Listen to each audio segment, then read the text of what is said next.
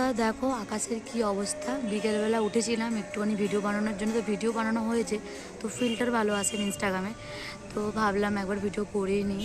যেহেতু আকাশের অবস্থা একদমই খুবই খারাপ, ওই দিকটার অবস্থা একদমই খুবই খারাপ, ঝড়ের মতন হাওয়া দিচ্ছে চারিদিকটা। দেখো যেহেতু আমার ছোট্ট একটা গ্রামের সত্যি খুব অপূর্ব একটা দৃশ্য, হাওয়াতে ঠেলে দিচ্ছে আমাকে, প্রচণ্ড সুন্দর, খুবই সুন্দর একটা গ্রাম।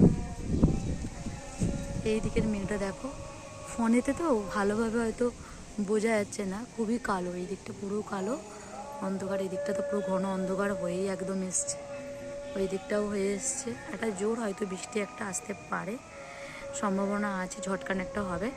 তো দেখো সত্যি ভয় লাগে না, হয়তো গ্রামে যখন সৌন্দর্যগুলো ফুটে ওঠে খুবই সুন্দর লাগে।